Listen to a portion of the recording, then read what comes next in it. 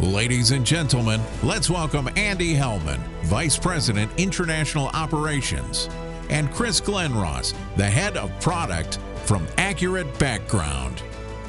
Andy is a published author and frequent presenter on all things related to global background screening, ranging from GDPR compliance to artificial intelligence. He brings over 25 years of experience to his current role in organizations ranging from venture capital-backed startups to Fortune 100s, including over 15 years in background screening. Chris is a technology market expert with a proven history in product management in the international marketplace. He has an established record of successfully transforming product requirements into revenue-generating solutions. He is an innovative, goal-oriented professional with 17-plus years of comprehensive experience in working with teams across the globe. We are proud to invite Andy and Chris to present on the topic Global Operations in a Post-COVID World. Hey everybody, it's Chris Glencross here. Good to talk to you. Very privileged to be here at the conference today. I'm going to take control for 1 second and talk a little bit about the agenda, and then I'm going to hand off to Andy after a couple of slides, and we're going to make it through this presentation. Just good morning, good afternoon, good evening, where you are around the world. It's just, this is going to be a fun 20-30 minutes that we're going to work through. So first and foremost, just quickly, 3 brief categories that we're going to hit on, right? The global operations, what it looked like before, where it thought it was heading before. We're going to talk a little bit about, what's happened in the last 12 months or so since COVID's been around and been real for us as a potential threat, as a pandemic. And then finally, we're just going to hit on what this looks like in the future. What's potentially going to change and what's good and potentially bad about that too. So from that standpoint, every opportunity sometimes comes from a challenge, and every challenge sometimes brings an opportunity. So, I think there's a ton of business books that are written about individuals or issues where a challenge has been raised, and those organizations, those individuals have either risen to the challenge or made it through the challenge to find something on the other side that's a better world for them, something that they've not found out before or wouldn't have seen without going through those challenging times. So I think that's where we are right now. I'd like to think that's where we are right now, that we're all struggling from a standpoint of taking care of our families and our businesses from the COVID, trying to make our kids and our friends and families happy and can survive the situation. And so we're looking at finding a way that through this that we found an opportunity that we can move forward with. Andy? Thanks, Chris. Also just want to say very excited and happy to be here. We have a lot of people out there in the audience from around the globe. So thanks everybody for attending our session. Hopefully you'll find it interesting and engaging, and at the end valuable. So as Chris said, the first thing that we want to talk about is really looking at where the global operations industry market is/was. And we'll talk about BPO and global operations somewhat interchangeably, because for a lot of us, that's what our global operations are. They are use of a BPO offshore. But even if you're doing it internally, BPO space is a good proxy for what's happening in the global market. And so just to kind of size the market, talk about where things were. If you look at the BPO market, according to marketwatch.com, 2018, a couple years old, but $188 billion market for BPO services. NASSCOM in 2017 estimated over 1 million people in India alone were employed in the BPO space. A.T. Kearney in their rankings, they rank the top 50 countries. This would imply that there's even more countries where you can acquire BPO services. But if you look at that list, it is countries around the globe, big and small. We all know some of the key ones: India, Philippines, and so on. But there's a lot of smaller countries that you may not really have thought about as being players in the BPO space. Another website estimates over 300,000 jobs are outsourced from the U.S. each year. So this market continues to grow. And so what we have is this really very large in terms of both revenue and the number of people, millions of people spread out across the globe in just dozens and dozens and dozens of countries. And so we see that the space really is truly global and very big. And whichever stats you want to use, I don't think anybody can really dispute the size and breadth of the market. So we had this large global market, and we say, what historically have we looked for out of this? What have been the goals and the factors that we wanted in our BPO or global operations?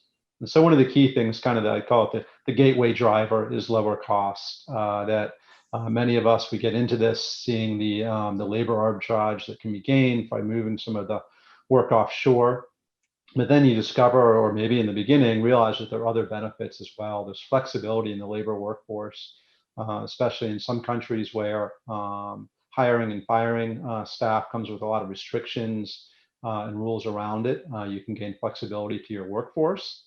We can get access to large labor pools. So sometimes being able to hire large numbers of people, whether it's due to seasonality, new customer contracts, or what have you, we just can't hire that many people that quickly in our home market.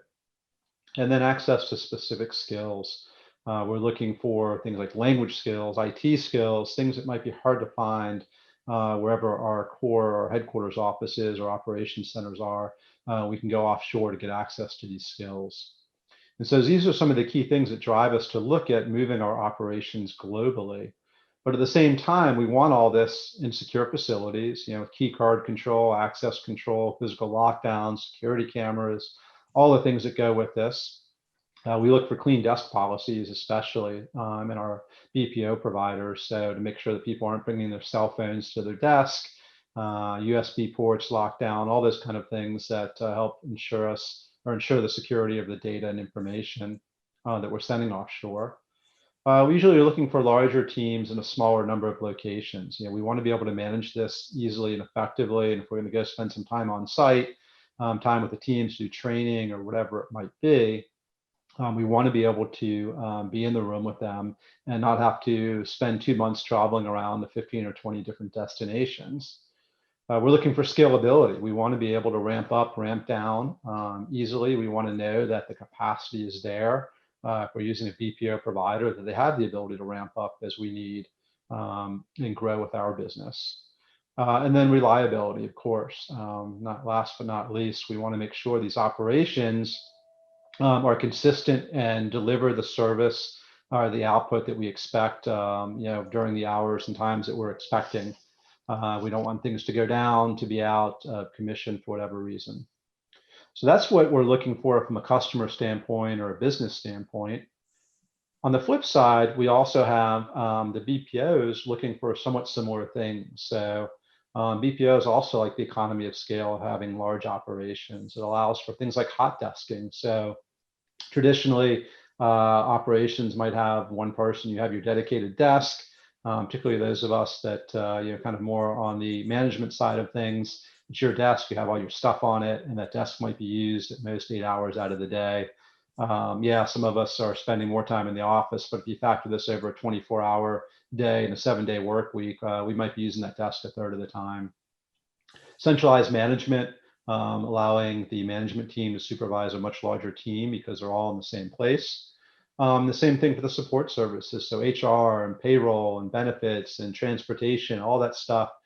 We've got a large centralized team that worked really well to amortize those costs and help drive the productivity and the profitability of these centers. And so from a yesteryear standpoint, we use that somewhat tongue in cheek because it's really probably still the market of today. But that is what we've seen and why the things have worked the way they had. But then lo and behold, something happened. And I'm going to turn it over to Chris now to speak for a few minutes. Yeah, I mean, everyone has lived through, the last, 11 months, 12 months, approximately 12 months. And so this is not news for everybody. And so I'm just going to do a little recap of how COVID impacted, honestly, some of my experiences personally, because I think we've all had slightly different experiences in what we do. And so, going back to the start, in December, the World Health Organization, WHO, sort of alerted the organization that there was some viral pneumonia. And so that was in December. I think no one really thought much of it at the time. We've seen a couple of different infections come up before.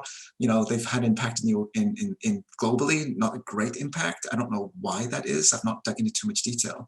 And so personally, I didn't think much of it. I thought, oh, that's another thing that's coming up. Let's hope it's not going to be serious. I think by the end of January then, there's more countries were impacted by this. So it was spreading. Again, my feeling was, my hope was, I hope everyone's safe, that it's not too serious, but it's really not impacting me yet. And then by the end of February, we started seeing deaths coming outside of China. The stock index starts taking an impact. And so all of a sudden it's like, okay, maybe this is a little more serious than I thought it was going to be. And then February, where personally made an impact on my life. I had some business travel planned for March. I had no intentions of canceling it. I thought this was no big deal. I was going to be fine. And then as I read more about some of the issues with making sure we had the resources and the equipment for the people that really needed it, I didn't think I was one of those people, but I didn't want to get infected and then take resources away from maybe someone that needed it more than I made the decision then to cancel my business travel for that March timeframe. And that was like a big step for me. Honestly, it was just like, I didn't think this was going to be a big deal, but it's time to make sure this is, understand the impact and make sure that I made the right decisions. And by March, then we started seeing a lot more impacts. Italy, France, and Spain, and some states in the US started to go into lockdown, which is a big deal, right? Now it's really real. It's you can't travel. You're instructed to stay at home unless it's for emergency purposes. I think around the February timeframe, and again from the US perspective, from the February timeframe, we started seeing things disappear from grocery stores. Toilet paper was the classic one. It was hard to get. Disinfectant wipes and sort of disinfectant sprays were getting hard to get.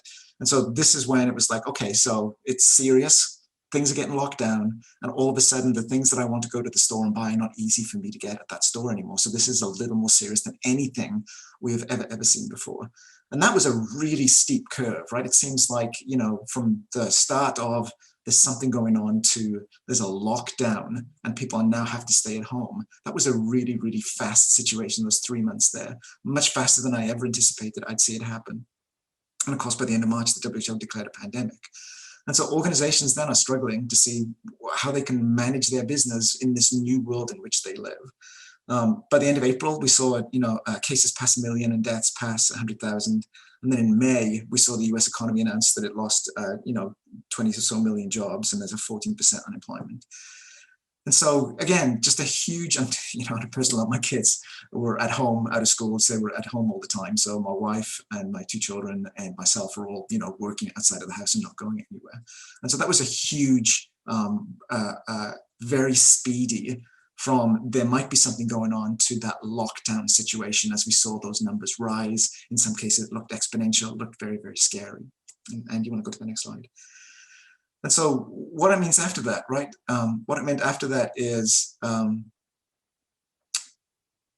did you flip onto the next slide, Andy? Yeah. So the New Zealand, after that initial ramp up, we saw this sort of really weird situation happen where some countries were saying, New Zealand, of course, is the classic example, that no, apart from, we've got no new cases internally, domestically, and we're restricting those people that enter the country with a 2-week period. They had to quarantine themselves. And so they were saying, things are okay in New Zealand, we can open back up. Some other countries, were saying the same thing too. They were saying, maybe we can ease some of the restrictions right now. We're not seeing the cases being so bad, so it's not a huge issue. Again, the global deaths are going up, the global cases were going up, but we were seeing this sort of mixed bag of, some places beginning to ease restrictions and some places adding new restrictions. In July, UK eased the lockdown restrictions. They've actually, England's just gone back into another set of restrictions. I'm from Wales originally, if you haven't guessed. Wales has just come out of a set of new restrictions in the last couple of weeks. India now surged to the number 3 country. I think it was, the lockdown was very, very rapid there, and trying to implement the lockdown so rapidly caused a bunch of issues. Cities are going into lockdown. And so in August, we see everything going up still, but we have this mixed bag of uncertainty. Some countries are going into lockdown. Some countries are going into lockdown again. Some countries are easing lockdowns. And so it's just this big sort of network of wherever you are in the world depends whether you're allowed to leave your home, whether you're allowed to go shopping for anything but the bare essentials, and what your current world looks like. And then I took this information up to the end of September, right? So at the end of September now, from that standpoint, where global deaths are over 1 million, and India becomes the second worst country with 4.2 million cases. So what's that really mean for us now? I think, we all know remote working is the new normal. My eldest son works in California. He's lucky enough to have a job in California and works for a technology company. And they've said, we don't plan on you coming back to the office. If you don't want to be in the office, you don't have to come to the office. If you want to come to the office, that's fine. But, this is going to be permanent, or as permanent as you can make it. And so several technology companies are famous for saying, we don't need to come back to the office. A bunch of companies are saying, let's not think about this until 2021. And so people have this mixed bag of, I'm working at home definitely, or maybe I can get the choice of going back to the office. That works for me. Again, from a personal standpoint, working at home is different for me now because my family's all here, my kids are here, I'm here, and so my dogs are barking. I'm my own admin, and so my technology, so I have to make sure it's all working. I've learned a couple of things through trial and error that I didn't know beforehand, how things work and don't work and how they break. And so that's impacting my workday. And so it's a little different situation of where I sit today. In some cases, you can't get childcare. My children weren't at school for a period of time. They were working, they were studying at home. They were, again, lucky enough to be given technology to be able to do that. And so they were here all the time. So, that was a distraction. That's what we had to work through. And then finally, it's a different world, right? There's a lot of distractions. Some governments are providing opportunities for companies to get tax breaks if they document what's going on with the organization. And so in some companies, that's like an added emphasis of documentation on those employees working at home, right? Is there a certain way they have to document how the employees work? Are they laid off? Are they furloughed? What does that mean in your country? Are there different advantages to doing one or the other? How do you document that? And so that's like another layer of administration now that's been added into the world where we are working at home and will mostly continue working at home for the foreseeable future. Again, if you have the opportunity to do that. Again, I talk from a very different situation for some of my colleagues because I'm based here in the US, and I'll fully admit and agree to that. Andy? Thanks, Chris. So that really tees up the conversation perfectly by design in our presentation. So where do we go from here? We have this COVID scenario, and all of us kind of talk and hope about things getting back to normal.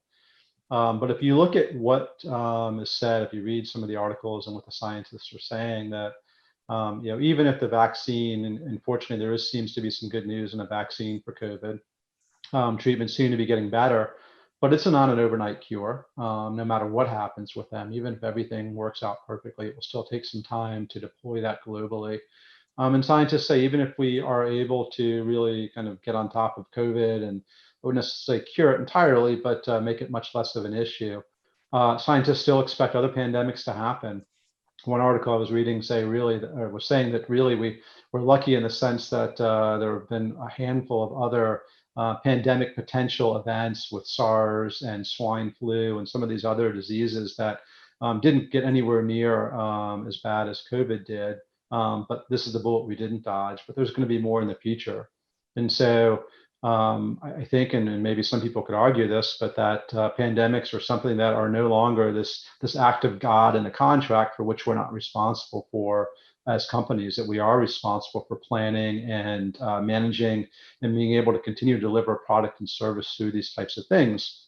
And so, as Chris was saying, we had this problem of COVID. It created a real challenge for us, and how do we continue working through all this? But now we have this opportunity. And so really, what is the opportunity? And as we kind of teased out in the title of our presentation, it's really the convergence of two different things. So on one hand, we have this need for businesses as we become more global. Our labor needs are more global correspondingly. And so there are different geographic regions, different countries have different strengths, different things to offer. So on one hand, we have price, kind of the old school traditional reason to outsource in countries like India, Philippines, where we can get much lower cost labor. We look for language skills sometimes. So as our business is more global, we need to support customers and supply chains in other languages. We look for language skills we may not be able to find in our home country. And so we say, you know what, we need to outsource to get these skill sets we can't find. It could be technology resources, because In a lot of places, technology skills, good programming skills, experience, things like that are still tough to find. And so for availability of language skills, we may want to have our labor in different locations around the globe. Just simply availability of labor. In the US, when the economy was going really well not too long ago, it was really tough to find people. And so if you needed to ramp up 50 or 100 or 150 people or more, it could be a real challenge to recruit that number of people in any short period of time in the US. And then lastly, physical location, things like GDPR and data transfer compliance create potential needs to have labor located within certain regions, like within the EU. And so as a business, we have this need to utilize the different strengths and capabilities of these regions around the globe and become more global and spread out our workforce, our operations teams into different areas. Now, at the same time, we had this COVID event that showed us that the kind of old school business continuity planning of simply saying, well, I've got operations center in southern India and one in northern India, so therefore, they're kind of independent and isolated, and so I should be okay, may not be enough anymore. As we said, reliability of labor is key. Scaling up and down is important. And our business continuity planning can no longer be just about making sure that the power supply has redundancy, that we've got 2 internet lines running into the office. Maybe we have 2 or 3 semi-geographically dispersed operation centers. We need to be resilient enough to handle pandemic type events in the future. And as Chris was explaining, and part of the reason for talking about that timeline is that this pandemic has been global, but not at the same time and in the same way. And so if your operations are dispersed enough that not everybody's being impacted at the same time, they're all impacted by the same event, but different times in different ways, it gives us more resiliency within our operations, more redundancy to minimize the impact of future COVID type events. And so we have these 2 things converging, and both the need for skill sets and languages and all that other stuff that we want, as well as the demand to make sure that we can be resilient in the face of pandemic type events. So it comes to this opportunity of distributed teams. And you can ask some questions to kind of help frame this up. First, if I need to add 100 people, I can do it in one location, which could be challenging. I could say, I could add 20 people in 5 different locations, which might be a lot easier to do. When I'm seeking specific skills, if I need language skills like Arabic that are not always as easy to find, do you look to recruit in one location, or do you say, I'm going to open it up to the larger global footprint? And so ultimately we say, is my team all in one location, or do I look to have a virtual distributed team?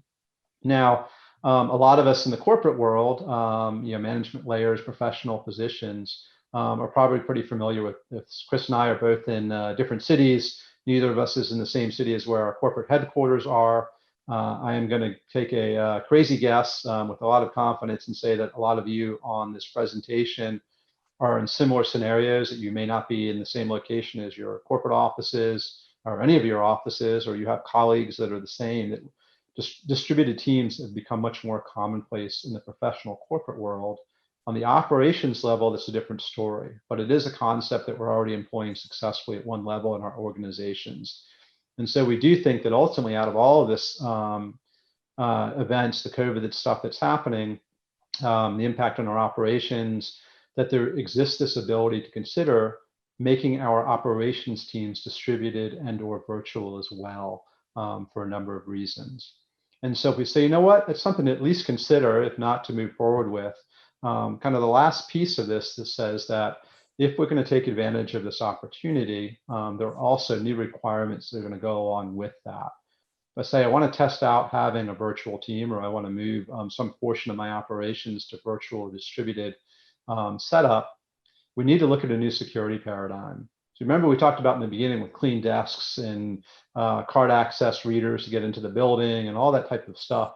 It doesn't work at home when I'm sitting here in an office, if I'm lucky, but a lot of people may be sitting at their kitchen table or on their couch or whatever it might be to get space. You can't really lock that down.